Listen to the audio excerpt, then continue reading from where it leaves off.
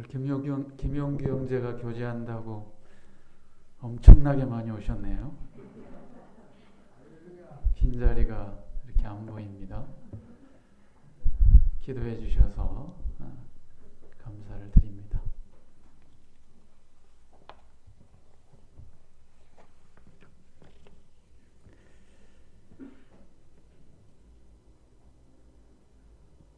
저희들 잠실 네이버 카페 우리 박근재 형제님께서 지난 9일, 10일 우리 성경교제반 이렇게 MT 다녀오셨는데 거기에 우리 형제자매님들 사진과 또 아침고요 수목원에서 찍은 아름다운 꽃사진들 이렇게 보내주셨는데 그 사진들이 얼마나 이쁘고 또 너무너무 아름답고 그런 아름다움 속에서 우리 형제자매들 교제 가운데 그 모습을 생각하니까 그게 얼마나 더욱더 풍성하고 아름다웠을까 이런 생각을 해보게 됩니다. 저를 위해서 기도해 주셔서 감사를 드립니다. 오늘 교제 시간에 원래 30분 이렇게 하게 돼 있는데 아무래도 간증을 드리게 되면 30분으로는 부족할 것 같아요. 그래서 지난 수요일에 1시간 말씀을 드렸었는데 먼저 양해를 구하고 제가 오늘은 1시간을 다 이렇게 사용했으면 하는데 괜찮으시겠습니까?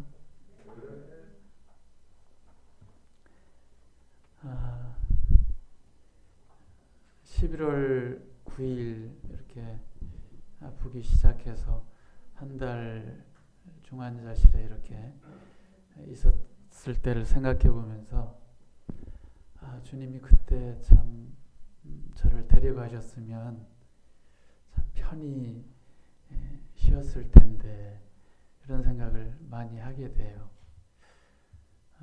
물론 주님이 빨리 데려가시지 않은 그 이유도 있겠습니다만 몸이 이렇게 힘들면 또 마음이 이렇게 힘들면 그런 생각을 하게 됩니다.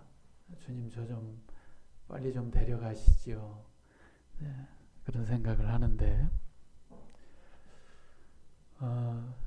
참 말에 익숙치 않고 말에는 좀 제가 어눌하지요.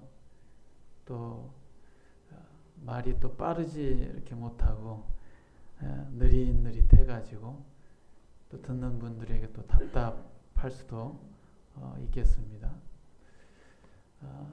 교회 앞에 주신 은사를 통해서 특별히 하나님께서 말씀을 대언하고 잘 가르치는 이러한 분들을 특히나 장로들을 배나 존경할 자로 하려고 말씀하셨는데 저희 교회 앞에 그런 분들이 있다는 것이 얼마나 큰 감사가 되는지 모르겠습니다. 저 같은 사람은 이제 가끔 한 번씩 앞에 섭니다만 앞에 서면 주신 은사가 아니기 때문에 앞에서 말하는 은사보다도 저는 이제 개인 교제하고 좀 돌아보고 하는 이런 부분에서 은사가 아닌가 싶기도 합니다만 앞에 서면 요즘은 더 안 좋아요. 저거 찍는 것 때문에 유튜브 영상으로 이제 카페에 이렇게 올리고 유튜브 채널에 다 올라오잖아요. 그래서 제 모습을 보게 되면 제 모습이 왜 이렇게 싫은지 모르겠습니다. 부끄럽기도 하고 또 얼굴은 왜 이렇게 깨재재 해가지고 나오는지 모양도 없고 주름은 잔뜩 치고 말은 왜 이렇게 서툴어요? 우리 사랑하는 성도님들이야 뭐 잘 이해해 주시고 또 품어 주시지만 물론 뭐 저희 이렇게 말씀의 영상을 뭐 세상 사람들이 뭐 얼마나 보겠습니까만은 그래도 하나님 말씀이 선포되어질 때 볼 수 있는 자들은 은혜가 될 수 있죠. 하나님 말씀이 살아서 또 역사하시기 때문에. 그래서 저는 이제 이 유튜브 찍는 거 영상이 정말 싫습니다. 그래서 올라오고 난 뒤에는 절대로 이제 안 올라와야지, 절대 올라오지 말아야 되겠다, 이런 생각도 할 때가 참 많습니다. 그러나 우리 주님께서 피로 값주고 사신 이 몸된 주님의 교회 안에서 지체로서, 한 사람의 지체로서, 우리 다 모두가 지체로서 이런 생각을 하게 됩니다. 내가 지체인데 덕을 끼치는 사람이 돼야지, 덕을 끼치지 못하는 사람이 되어서는 안 되겠다. 또 본이 되어야 하는데 이 본이 되는 사람이 돼야지, 이 본이 안 되는 사람이 되어서는 안 되겠다, 그런 생각을 합니다.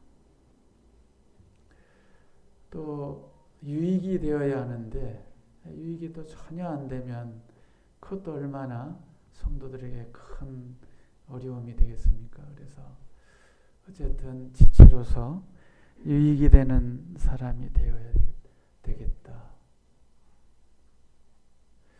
또 힘이 되어야 되는데 맨 이렇게 힘을 빼는 지체가 되면 더더욱 안 되잖아요. 그래서 힘이 되어주는 이런 지체가 되어야 할 텐데, 그런 생각을 하면서 우리 주님께서 베드로후서 1장 5절에 이렇게 말씀하시죠.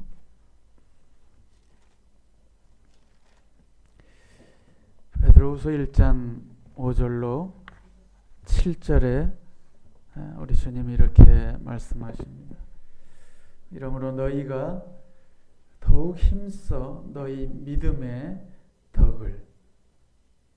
덕의 지식을, 6절에 1장 6절에 지식의 절제를, 절제의 인내를, 인내의 경건을, 경건의 형제의 우애를, 형제의 우애에 사랑을 공급하라, 이렇게 말씀하십니다.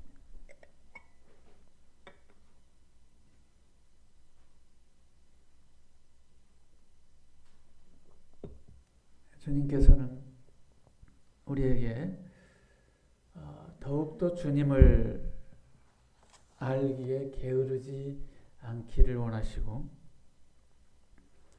열매 없는 자가 되지 않기를 이렇게 원하세요. 게으르지 말고 열매 없는 자 되지 않기를 원하시고, 모임 생활을 하면서 우리 성도들이, 우리 형제 자매님들이 어떤 때가 가장 아름다워 보이세요? 저는 우리 자매님들 다 예쁘시지만 그 외적인 외모보다도, 외향적인 것보다도 우리 주님을 정말 잘 섬기고 있는 성도를 보면, 형제님을 보면, 자매님을 보면 그렇게 이쁘고 아름다울 수가 없습니다. 뭐 성도님들도 마찬가지시라고 생각을 합니다. 그래서 청년 때부터 이렇게 모임에 있으면서 참 저 지체는 정말 귀하다, 참 아름답다, 이것이 어떤 외모보다는 믿음의 그 중심에 우리 주님을 사랑하고 교회를 사랑하고 신실하게 우리 주님을 의지하고 그 믿음으로 살고 있는, 그래서 주신 은사를 통해서 또 여러 모양으로 이렇게 섬기고 또 봉사하고 하는 그런 성도들을 이렇게 대할 때 정말 아름답구나, 정말 귀하구나, 이런 생각을 하게 됩니다.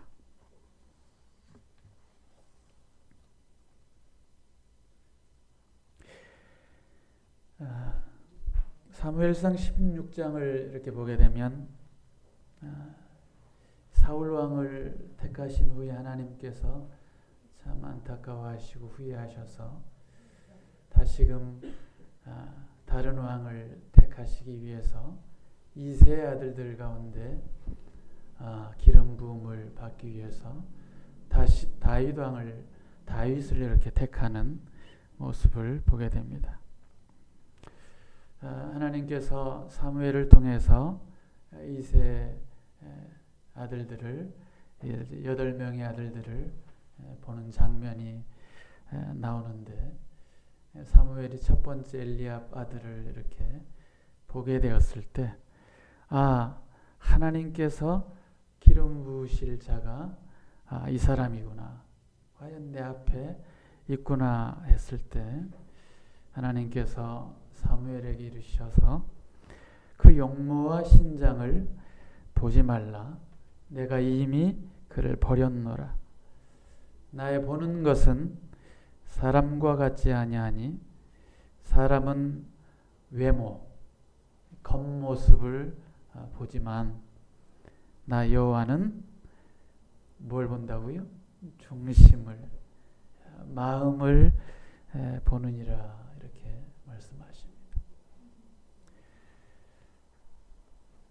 그래서 하나님께서 그 7 아들들을 다 거치고 8번째인 다윗을 데려왔을 때 주님께서 이가 크니 이에게 기름을 부으라고 이렇게 말씀하셔서 기름 부음을 받게 되는 장면이 나옵니다.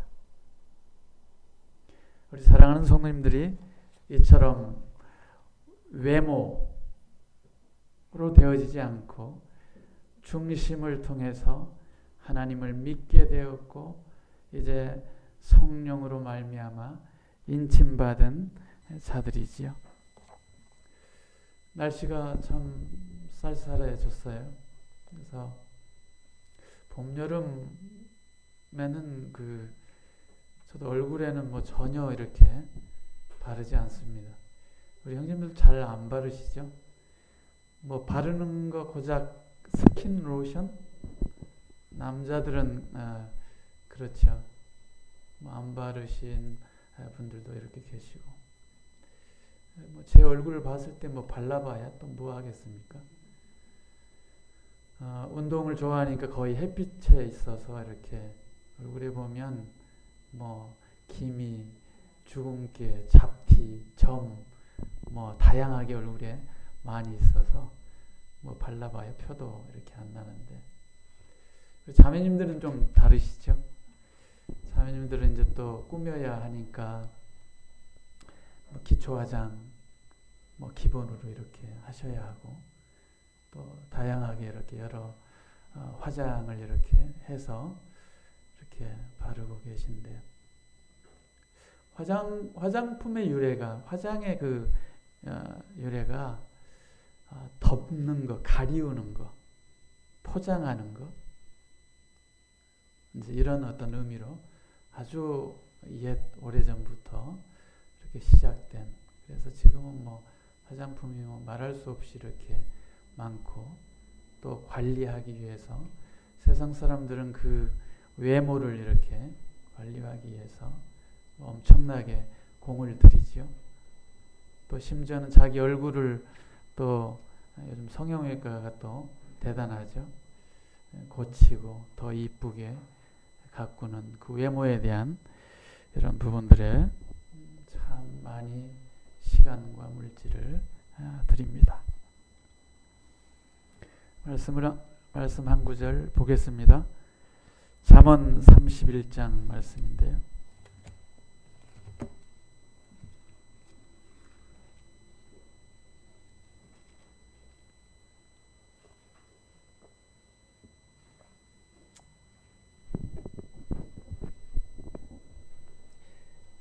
잠언 31장 30절 말씀입니다.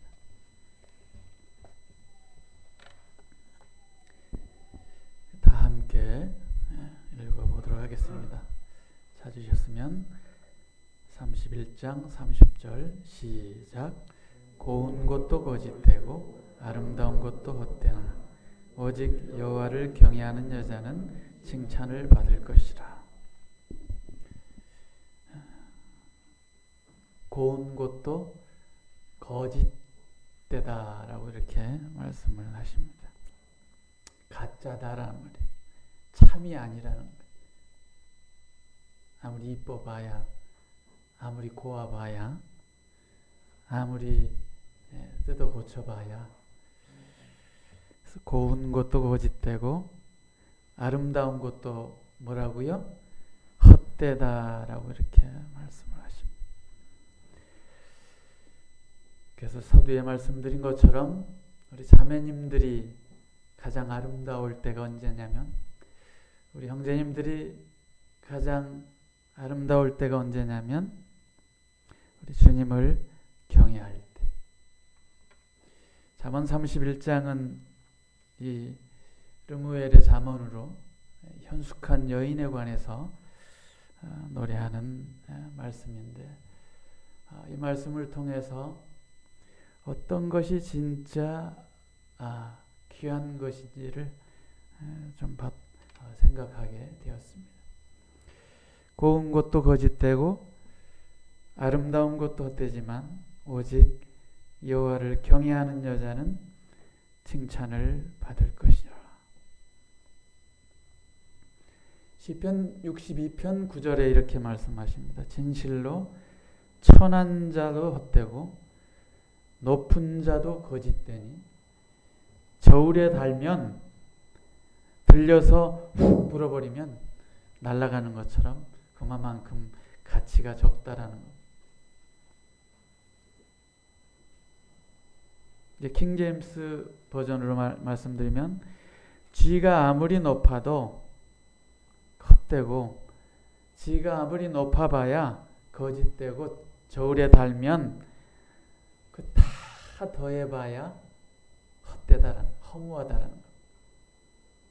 그래서 우리는 전도서의 말씀들을 추억해보면, 기억해보면 얼마나 이 세상의 것들이, 고운 것들이, 아름다운 것들이 헛된 줄을 이렇게 알고 있습니다. 제가 이 말씀을 생각하게 된 그 배경이 이제 제가 간증을 드리는 어떤 부분일 수 있겠습니다.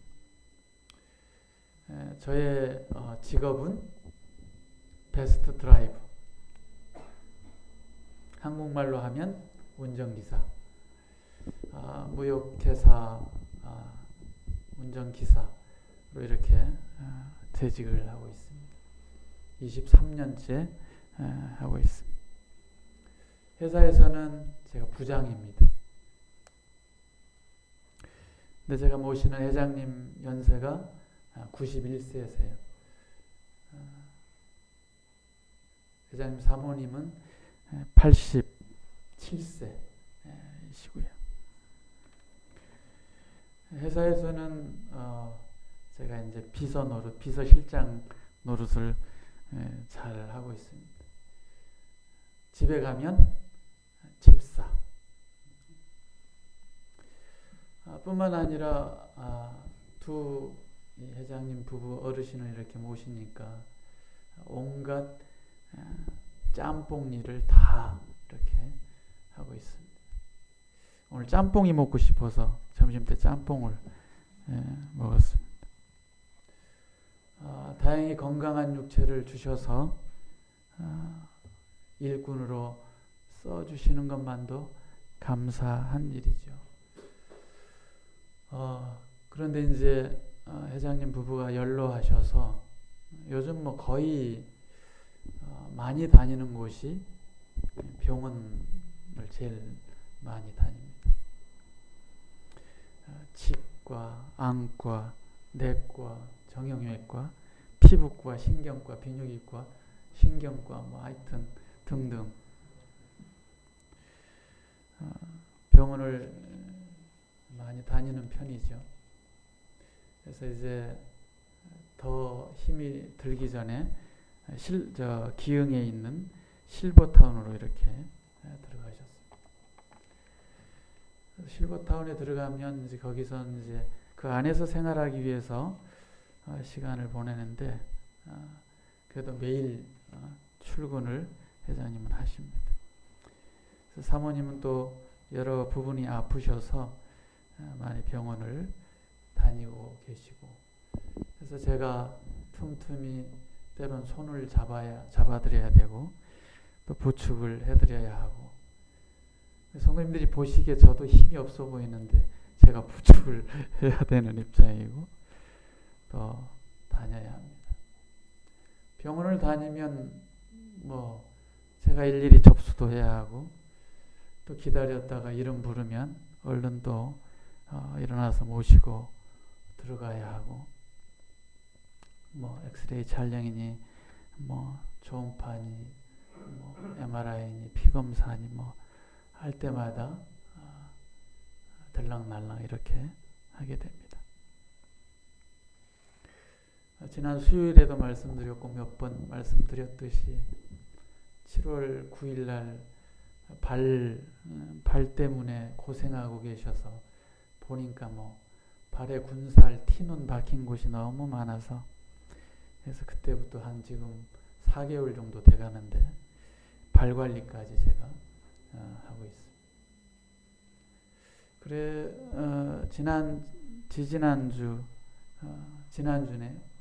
지난주에 마지막에 이제 발 관리 이렇게 해드렸는데 그 회장님한테 손톱깎이도 좀 가져오라고 이렇게 시키시더니 저에게 이제 발톱도 좀 잘라달라는 겁니다.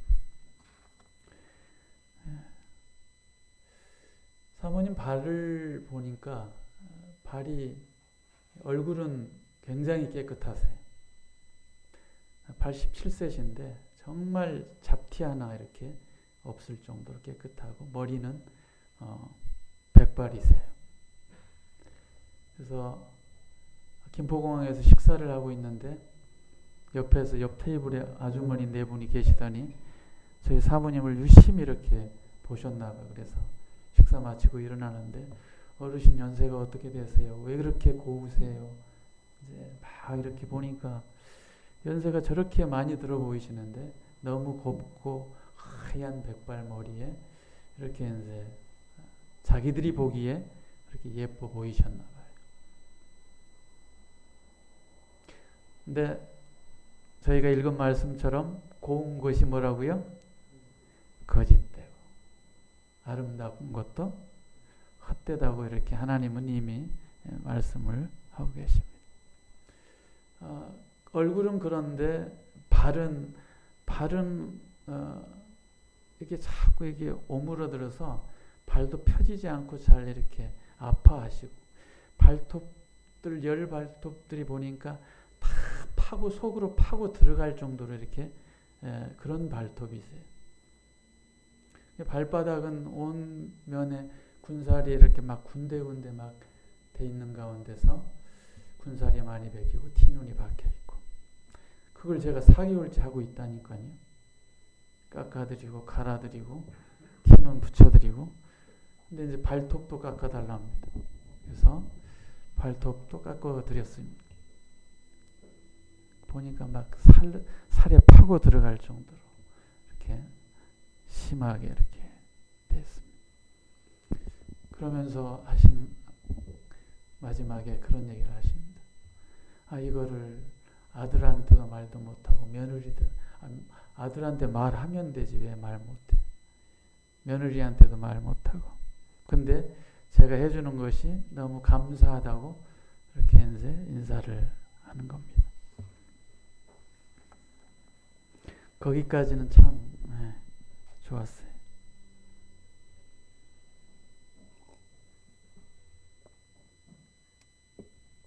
고운 것도 거짓되고 아름다운 것도 헛되나 오직 여호와를 경외하는 여자는 칭찬을 받으리라.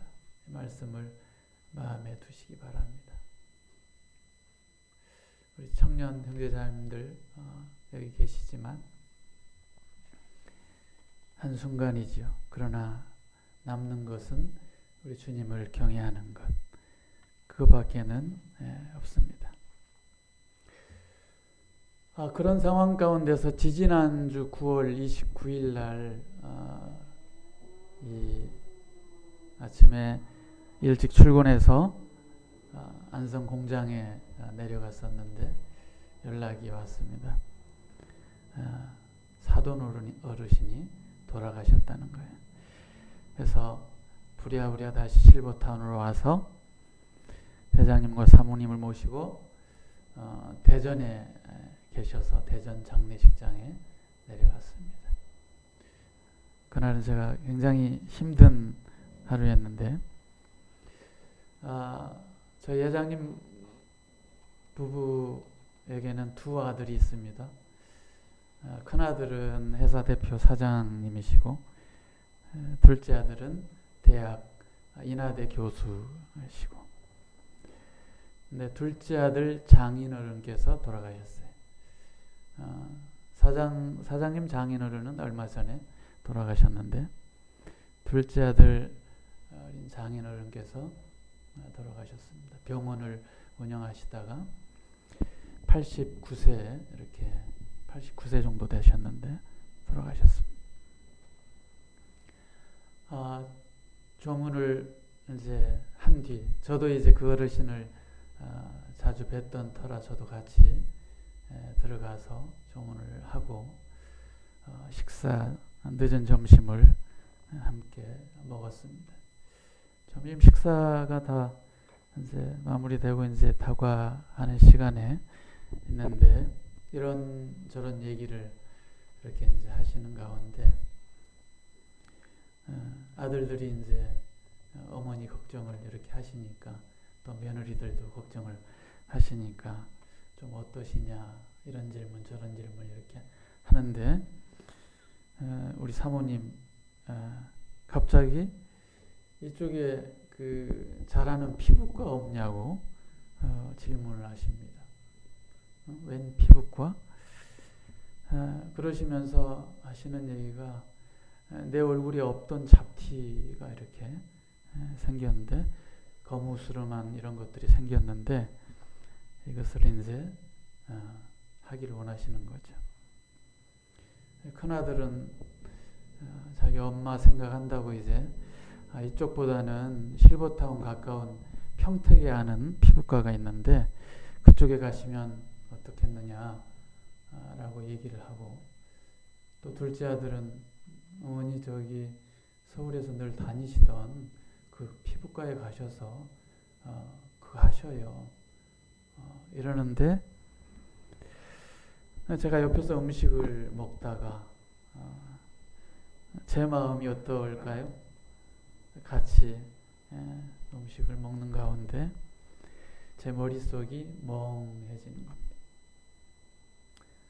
속에서 마음에서 좋은 마음이 확 달아나 버렸어요. 왜 저런 얘기를 하시지?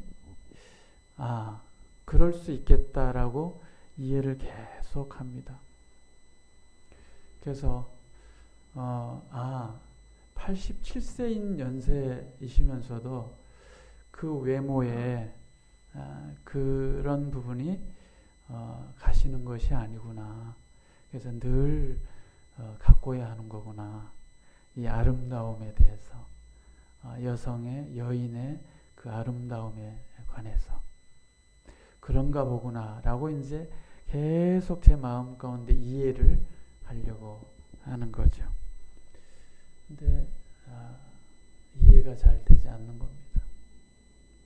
어머니 몸 좀 어떠세요? 그 며칠 사이에 한쪽 어깨가 너무 심하게 아파서 제가 모시고 정형외과 가서 CT 찍고 또 해서 초음파 검사하고 치료하고 진통제 받아와서 진통제 좀 먹고 조금 좋아진 상태. 근데 또 그 다음 주에 또 한쪽이 또 아파서 이것도 가서 또 치료하고 허리 아프다 그래서 이렇게 했는데 그런 얘기들을 아들들한테 얘기해야지 며느리들한테 해야지. 웬 얼굴 피부에 얼굴에 그 잡티 있는 거 그런 이 영상 이거 나가면 안 되는데 우리 회장님 부부가 볼 일은 없을 겁니다. 그런 얘기를 아들들한테 해야지. 아픈 얘기. 근데 얼굴에 자기 이렇게 거무잡잡한 게 생겼다고 그거 제가 보니까 제 얼굴보다도 100배는 깨끗해 보이는데 그거 하기 위해서 그 장례식장 그 사돈어른 돌아가신 그 식탁 앞에서 그 얘기를 하고 있으니 제가 속에 뿔이 엄청 나는 겁니다. 대전에서 올라오는데 속이 너무너무 안 좋아요. 제가 아무리 일꾼의 싹스를 받고 일을 하는 사람이라도 저는요, 저희 어머니 엊그저께 올라오셔서 2, 3일 계시다가 내려가셨는데 평생 80평생 어머니 제가 어머니 발 만져본 적도 없어요. 발 씻겨드린 적도 없어요. 근데 제가 이 회사 들어와가지고 두 어르신 모시면서 저희 회장님 뇌경색으로 쓰러지셔가지고 제가 강원도에 가서 온 몸 다 씻겨드리고 옷 입혀드리고 발라드리고 아주 그렇게 했잖아요. 뭐예요? 근데 이게 세상이구나라는 겁니다. 그러면 제가 제 마음 가운데 그거 뿔난 걸로 그렇게 맞추면 저도 똑같은 사람이죠. 근데 우리는 그렇지 않잖아요. 우리는 어떤 사람인데요? 하나님을 경외하는 사람들이죠. 고운 것도 거짓되고 아름다운 것도 헛되지만 여호와를 경외하는 여자는 여자든 형제든 자매든 주님을 경외하는 사람이 칭찬을 받는 거예요. 주님을 경외하는 사람이 주님께서 기뻐 받으시는 거죠. 그래서 제가 참 좀 서글프기도 하고 억울하다 어떤 이런 것보다는 아들들 앞에서 아들들에게 그런 얘기를 며느리들에게 그런 얘기를 해야죠. 나 여기가 좀 아픈데. 근데 지금까지 제가 모시면서 아플 때 무슨 위급한 상황일 때 아들들 며느리들에게 전화 안 해요. 저한테 제일 먼저 전화를 하는 거예요. 긴급 상황 1번. 그래서 제가 늘 해드리는데 늘 좋은 마음으로 해드리려고 이렇게 마음을 쓰죠. 근데 연세가 드셔도 그 여인의 그 아름다움은 어쩔 수 없는 것인가? 이런 생각을 해봅니다. 그래서 저도 제 아내를 조금 이해를 하죠. 그렇게 옷이 많은데 맨날 옷이 없다고 그러고 화장품 바를 거 많은 것 같은데 맨날 화장품이 없다고 그러고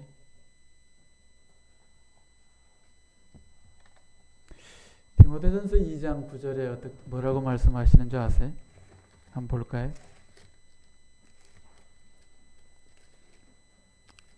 디모데전서 2장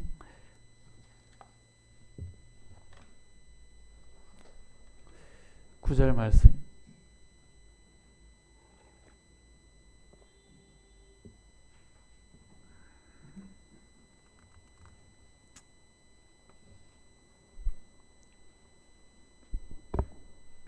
구절에 이렇게 말씀하십니다. 또 이와 같이 여자들도 아담한 옷을 입으며 염치와 정절로 자기를 단장하고 따은 머리와 금이나 진주나 값진 옷으로 하지 말고. 디모데전서 2장 9절 말씀입니다. 우리 자매님들이 참 이러한 말씀에 잘 순종하고 계시죠? 아담한 옷을 입고 어떤 외적인 치장이 아니라 어떤 금이나 진주나 값진 옷으로 자기를 단장하는 것이 아니라 내면에 우리 하나님께서 중심을 보시는데 그 중심이 우리 주님을 경외하는 일에, 주님을 사랑하는 일에, 교회를 사랑하는 일에, 성도를 사랑하는 일에 그 마음 쓰는 그 중심을 보신다는 거예요.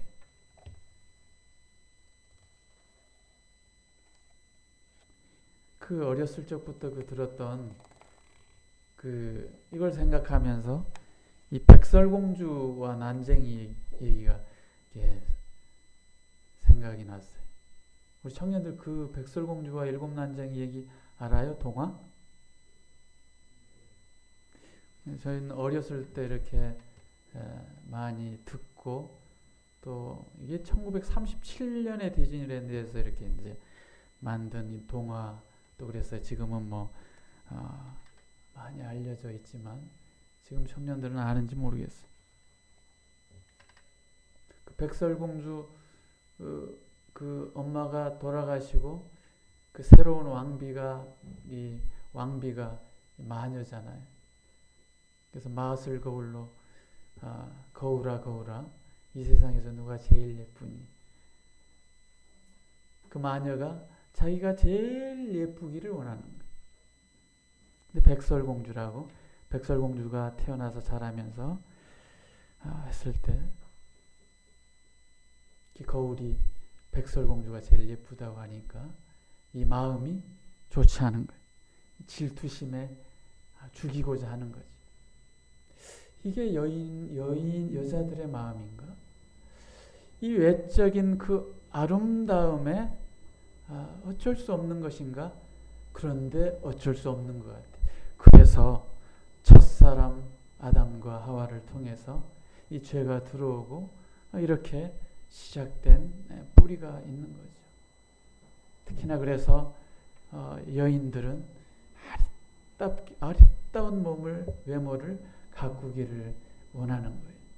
그런데 잠언 31장의 현숙한 여인의 모습을 보면 그렇지 않다라는 거예요. 자매님들은 이거를 너무나도 잘 알고 계시죠. 그래서 고운 것도 거짓되고 아름다운 것도 헛되지만 오직 여호와를 경외하는 여자가 칭찬을 받을 것이라 이렇게 말씀하십니다. 전도서 3장 11절 말씀이 이렇게 말씀하세요. 하나님이 모든 것을 지으시되 때를 따라 아름답게 하셨고 하나님께서 때를 따라 아름답게 지으시고 아름답게 하셨어요. 그런데 그 가운데 사람에게 영혼을 사모하는 마음을 주셨느니라. 우리에게 뭘 사모하는 마음을 주셨다고요? 영혼을 사모하는 마음을 주셨다는. 그래서 하나님께서 특별히 우리에게 베푸신 이 생명의 구원의 선물, 영원한 선물 가운데서 우리 주님을 바라며 소망하며 살게 해주셨어요. 그래서 이제 저희들의 외적인 것이 아무것도 아니라는 거예요. 외적인 아름다움이 아무것도 아니라는 거예요. 오직 주님을 경외할 때 주님께서 저희들을 칭찬하실 겁니다. 왜? 우리가 전도자가 솔로몬인 걸 알고 있잖아요. 그 부귀영화를 다 누려본 그 전도자. 1000명의 여인을 거느려 본 사람이 헛되니 모든 것이 헛되다고 선언한 그 말씀 가운데서 하나님을 경외하는 것이 사람의 본분이라는 것을 우리에게 가르쳐 주시잖아요. 말씀해 주시잖아요.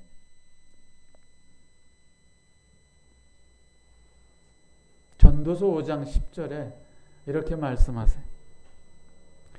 은을 사랑하는 자는 은으로 만족함이 없고, 은을 사랑해 봐야 은이 만족이 안 된다는 거예요. 돈을 사랑하면 만족이 될까요? 만족이 안 된다는 거예요. 아무리 풍부해도, 아무리 소득이 많아도 만족이 될까요? 안 돼요. 하나님 빠진 인생은 절대로 만족함이 있을 수 없습니다. 이 모든 것이 다 헛되다고 전도자는 선언한 겁니다. 은을 사랑해봐야, 아무리 자기의 풍부가 많아봐야, 아무리 만족할 만큼 채워줬다고 생각해도 그 아구가 채워지지 않는 거예요. 오직 생명의 말씀, 하나님 말씀이 채워졌을 때 완전하게 되는 거예요. 완성이 되는 것이죠. 우리 주님의 말씀이, 이 생명의 말씀이 우리 안에 들어와야만 여러분에게, 저와 여러분에게 참 평안이 있는 것입니다. 이 두 어르신에게 참 안타까운 마음이 제가 참 큽니다. 그래서 이 생명의 복음을 틈이 있으면 또 전하게 될 텐데, 아직까지도 91세가 되셨음에도 무엇인가 자기가 죽기 전에, 돌아가기 전에 이루어야 된다고 생각을 하고 계세요. 그래서 계속 일을 만들고 계세요. 그 만드는 일 과정에서 제가 다 많은 보조를 이렇게 하면서 이제 뭐 이메일이건 연락이건 뭐 많은 것들을 해드리지만 참 제 입장에서는 너무 답답하죠. 참 어르신 하나님 말씀을, 이 생명의 말씀을 한 구절이라도 받아들여서 영혼을 해결하셨으면 참 좋겠는데 그게 안 되는 것입니다. 너무나도 안타깝죠. 믿음은 아무나 갖는 게 아닌 거예요. 우리 성도님들 믿음을 갖고 계셔서 얼마나 큰 다행인지 모릅니다. 얼마나 복받은 사람인지 모릅니다. 이런 가운데서 낙심하지 마시고 계속 우리 주님을 두려워하는 지혜로운 사람들, 그래서 더욱더 실망하지 마시고 우리 주님을 사랑하시면서 사셨으면 참 좋겠습니다. 여기까지 제가 말씀드리도록 하겠습니다. 감사합니다. 안녕하세요.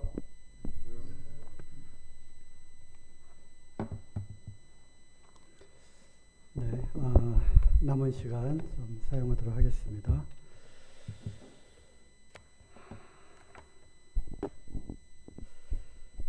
우리가 어떤 큰 곤경에 처하게 되거나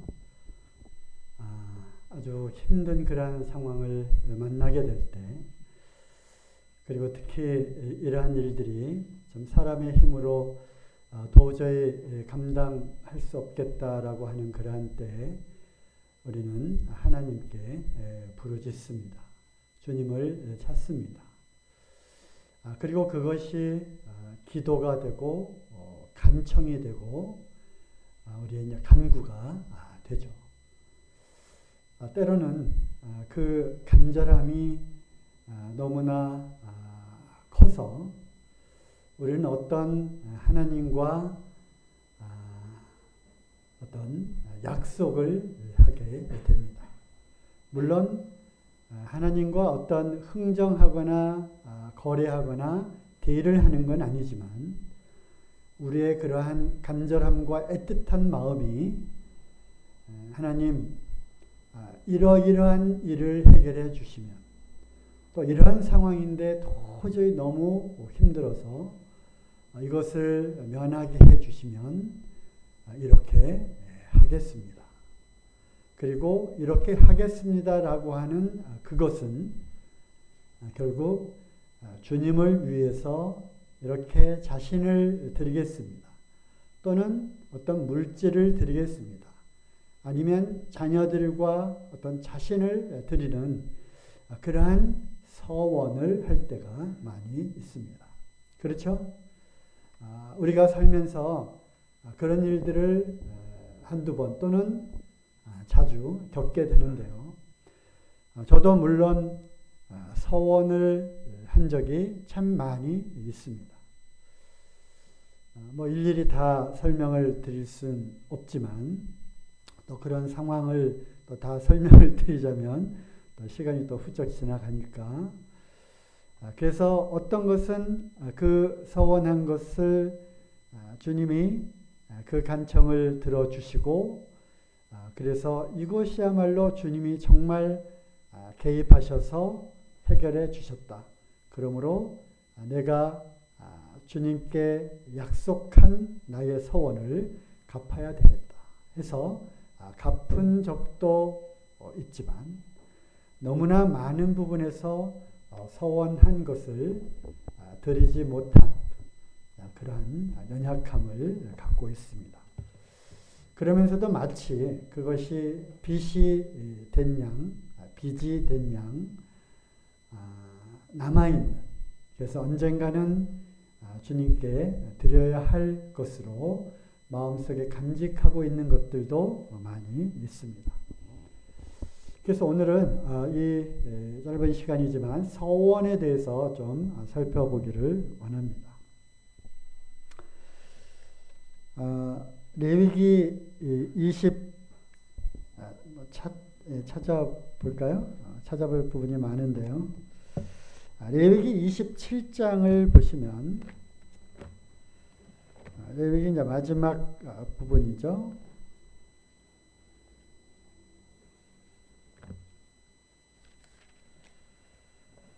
거기에는 두 가지 중요한 부분이 나오는데요. 하나는 바로 서원한 것에 대한 예물을 어떻게 드리라고 하는 것이 쭉 나와 있고요. 나머지 부분은 11조에 관한 그런 중요한 두 부분이 이렇게 나와 있습니다. 나중에 시간이 되시면 쭉 읽어 보시고요. 그 성소에 드려지는 레위인들이 들어가서 일을 할 수 있는데 우리가 주님을 위해서 헌신하고 일을 해야 되는데 만일 그것을 하지 못할 경우에는 돈으로, 그래서 장정 남자는 몇 세겔, 아이들은 몇 세겔, 유아들은 몇 세겔, 남자는 몇 세겔, 여자는 몇 세겔, 다 책정한 그 서원에 대한 그 예물 대가가 다릅니다. 그리고 레위기 7장에도 그 하나님께 드려지는 레위기가 그 제사가 있잖아요. 번제, 소제, 화목제, 속죄제, 속건제가 있고요. 드리는 방법도 화제, 불에 태워 드리고, 거제 뭐죠? 이렇게 들어 올리고, 요제 흔들어 드리고, 전제 부어서 이렇게 드리는 다양한 제사 종류와 제사의 법이 있는데 화목제 중에는 감사제, 그리고 낙헌제, 그리고 서원제가 있어요. 그러니까 낙헌제는 정말 기쁨으로 헌신하는, 그래서 감사드릴 것이 생각나거든 하나님께 예물을 갖고 와서 제물을 드리는데 그것이 바로 하나님과의 관계를 더 가깝게 하고자 하는 화목제 안에 들어 있는 거예요. 아시겠죠? 그래서 이 화목하게 하나님과의 그러한 관계를 더 화목하게 하는 그러한 화목제의 종류에는 감사제, 낙헌제, 그리고 서원제가 있습니다. 서원제는 뭐냐면 이렇게 서원한 것에 대해서 하나님께서 그것을 들어주시면 내가 약속한 대로 그것을 드리는 것입니다. 어떤 경우에는 사람을 드리기도 하고요. 헌신을 위한, 어떤 때는 집을 드리기도 하고요. 어떤 때는 가축이나 이런 것을 드리기도 합니다.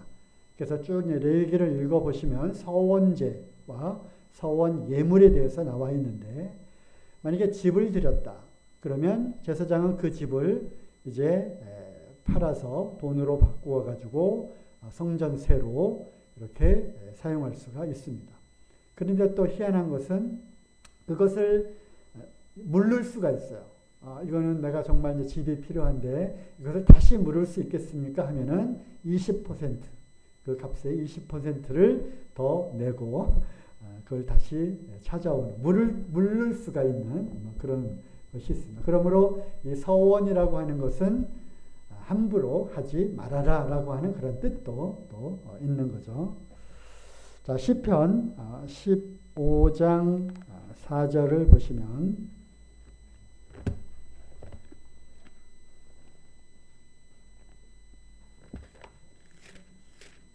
시편 15장 4절 보시면 다윗의 시인데요. 누가 그 성소에 성산에 올라갈 자가 누구냐? 마음이 깨끗하고 청결한 자 쭉 해가지고 그 중에 5절 4절인가요? 그 눈은 망령된 자를 멸시하며 여호와를 두려워하는 자를 존대하며 그 마음에 서원한 것은 해로울지라도 변치 아니하며.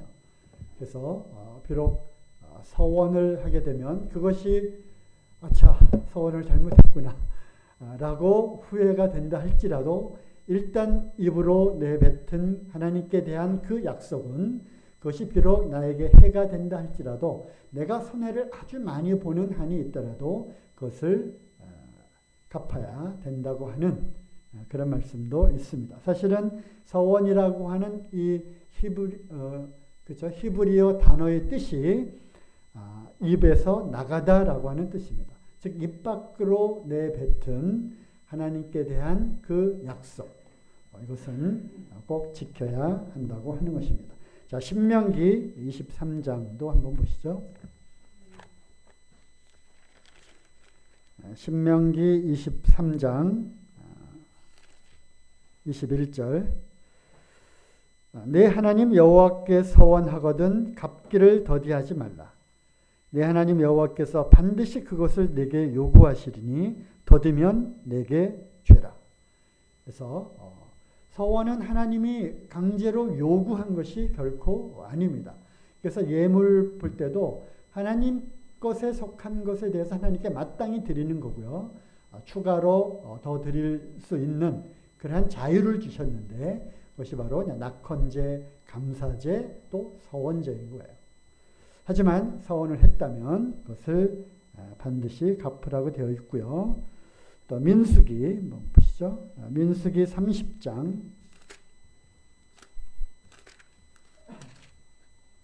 2절을 보면 사람이 여호와께 서원하였거나 마음을 제어하기로 서약하였거든 파약하지 말고 그 약속을 깨지 말고 그 입에서 나온 대로 다 행할 것이라. 입에서 나온 것, 내뱉다고 하는 그 단어 뜻이 서원이라고 하는 단어 뜻이 그거라고 했죠. 그래서 이제 서원에 관해서 여러 성경에 곳곳에 이제 있으니까 한번 요새는 단어 찾는 그런 앱들이 많이 있잖아요. 찾아보면 정말로 많은 것들을 우리가 알 수 있습니다. 성경에는 서원한 많은 사람들이 있습니다. 서원을 한. 제가 이제 몇 군데 이제 찾아봤거든요. 먼저는 이제 생각나는 것이 처음에 하나님께 서원한 사람이 있는데 누군지 아세요? 처음에 서원한 사람. 하나님께 약속을 합니다. 하나님, 이렇게 해주시면 내가 이것을 하겠습니다. 바로 야곱이 서원을 했어요. 야곱이 에서의 그 죽인다고 한 형을 피해서 어머니의 도움을 받아가지고 도망가잖아. 아무것도 갖지 않고 나와서 호롤단신으로 가다가 돌베개를 베고 자는 그런 장면이 나오잖아요. 나중에 거기를 하나님의 집 베델이라고 하는데 그때 거기서 서원을 합니다. 만일 하나님이여 나로 하여금 이렇게 많은 것들을 갖고 다시 돌아오도록 해 주신다면 내가 하나님께 10분의 1을 바치겠습니다. 이런 서원을 하게 됩니다. 11조를 드리겠습니다. 이런 서원을 하죠. 야곱이 그리고 20년이 지난 후에 다시 돌아오잖아요. 우리가 베델로 가자 하고 베델로 다시 돌아오게 되는데 야곱이 그 서원을 갚았을까요? 찾아볼까요? 창세기 31장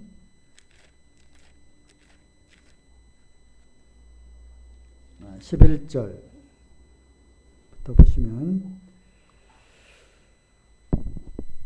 꿈에 하나님의 사자가 내게 말씀하시기를 야곱아 하기로 내가 대답하기를 여기 있나이다 하매 가로사대 네 눈을 들어보라 양떼를 탄 수양은 다 얼룩무늬 있는 것 점이 있는 것 아롱진 것이라 라반이 내게 행한 모든 것을 내가 보았노라 나는 베델 하나님이라 내가 거기서 기둥에 기름을 붓고 거기서 내게 서원하였으니 지금 일어나 이것을 떠나서 내 출생지로 돌아가라 하셨느니라 해서 창세기 28장 20절부터 그 이제 구절이 나오잖아요. 베델에서 야곱이 서원한 것, 그것을 하나님이 기억하신 거예요. 그리고 내가 서원하지 않았느냐? 이제 내가 이것을 다 이루게 해 주었으니 이제 서원한 것을 갚아라. 해서 야곱은 하나님께 11조를 드리고 하나님을 섬겼겠죠, 그죠? 이런 부분이 나오고요. 서원은 하면은 또 무슨 서원이 생각나냐면 민수기 6장에 나오는 나실인의 서원이 나오죠, 그죠? 그것은 나실인이라고 하는 그 자체가 구별된 자라고 하는 그런 뜻을 갖고 있잖아요. 구별. 하나님께 구별되어서 거룩한 자로서의 삶을 살기로 작정하고 서원을 하게 되는데 삭도를 대지 말고 독주나 포도주를 먹지 말고 하는 그런 구절이 나오잖아요. 그러면서 레위기에서 말한 그 서원한 예물과는 또 다른 특별한 예물을 또 드리는 그런 장면들이 또 나옵니다. 사사기 11장에는 여러 사사들이 나오는데요. 그 중에서 서원을 잘못했다보다는 그 서원을 통해서 딸을 잃어버린 그런 사사가 나오죠. 네? 누굽니까? 입다죠. 사사기 11장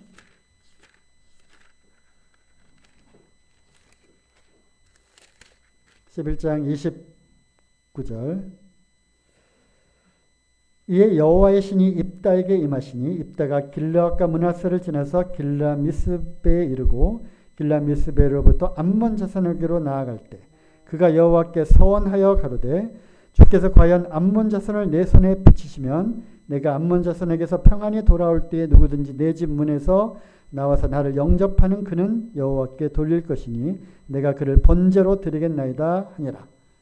그래서 암몬 자손의 그 군대들을 무찌르게 해주시면 내가 이제 승리하고 집에 돌아갔을 때 내 집에서 제일 먼저 나오는 그 사람을 번제 태워서 그 제물로 드리겠습니다. 하나님이 그 암몬을 이제 치게 하시고 돌아왔어요. 누가 제일 먼저 마중 나왔습니까? 무남 동료 딸이 나오게 되죠. 하지만 서원한 것을 입다는 갚았습니다. 다만 이제 2달 정도의 시간을 주어서 딸로 하여금 친구들과 그 이생에서의 작별을 하는 그러한 시간을 주고 2달 후에 제물로 바치게 되는. 그래서 우리가 서원을 어떻게 하죠? 잘 해야 되는 겁니다. 또 서원하면 한나의 서원이 생각나시죠?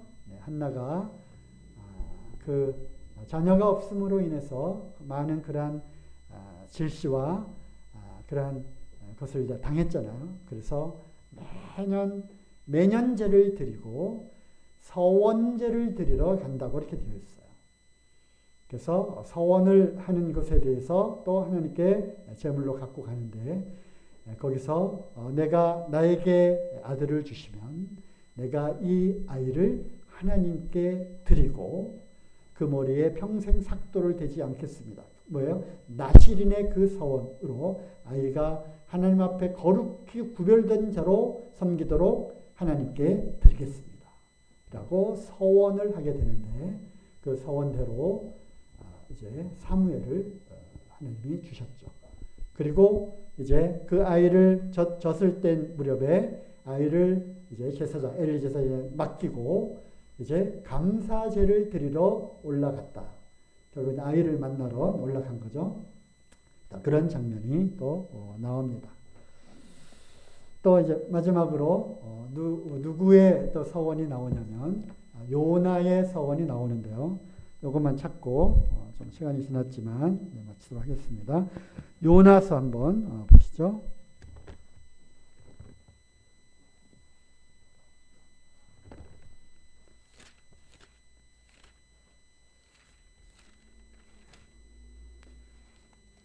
요나서 2장. 요나가 물고기 뱃속에서 그 하나님 여호와께 기도하여 가로되. 이제 요나의 이 장면은 다 아시죠? 그죠? 하나님의 낯을 피해서 도망가다가 배가 풍랑에 만나서 물에 빠치워가지고 그 물고기를 명하서 요나를 삼키게 되죠. 요나가 물고기 뱃속에 들어갔을 때 거기는 스올이었어요. 그래서 예수님께서도 바로 이 표적을 얘기를 하신 거죠. 그는 정말 음부 깊음 속에 들어갔어요. 그러면서 거기에서 간구하고 기도하죠. 내가 그 쭉 읽어보시면 요나가 물고기 뱃속에서 그 하나님 여호와께 기도하여 가로되 하면서 내가 받는 이 고난과 이 엄청난 이 슬픔과 내가 음부의 그 가장 깊은 곳에서 하나님께 부르짖습니다. 왜 하나님의 그 낯을 피해서 도망간 그 대가를 자기가 받고 있다고 하는 것을 처절하게 회개하고 느꼈어요. 그러면서 9절 한번 보시죠. 8절 무릇 거짓되고 헛된 것을 숭상하는 자는 자기에게 베푸신 은혜를 버렸사오나 자기 자신을 얘기하는 거죠.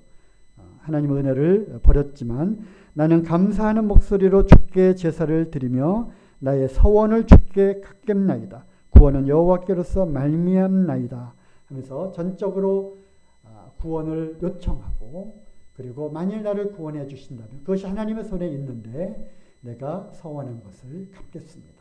했더니 어떻게 하나님이 그것을 들으셨죠? 그래서 물고기 뱃속에서 땅으로 요나를 토해냈습니다. 그 서원을 요나가 갚았을까요? 요나가 갚았을까요? 느니웨로 갔잖아요. 40일 후면 뭐라고 요나가 외쳤죠? 5마디 외쳤는데 숙제로 남겨놓겠습니다. 어쨌든 서원에 관한 그런 말씀과 또 여러 가지 성경에 나와 있는 그 서원에 관한 예들이 좀 많이 나와 있습니다. 사도 바울도 겐그리아에서 서원한 그것을 갚기 위해서 행한 그 행동도 있고요. 그래서 만일 우리에게도 정말 절박한 상황에서 주님께 메어 달리면서 하나님과 약속한 그것이 있다면 그것을 기억하시고 그것을 갚으시고 또 자꾸 이제 쫓기니까 그 감사제로 드린 그 헌물을 제사장들이 이제 갖고 그 제물을 먹는데 다른 헌물은 하루 만에 먹고 이튿날은 그걸 버려야 됐어요. 그런데 서원제로 드린 그것은 이틀까지는 먹어도 되고 3일째는 그것을 버려야 되는데 그것을 왜 그럴까? 서원을 한 것에 대한 그 갚는 것은 너무 늦지 않도록 하지만 하나님께서는 그것을 기다리신다라고 하는 그것을 우리가 또 볼 수가 있는 것 같습니다. 네, 드리겠습니다.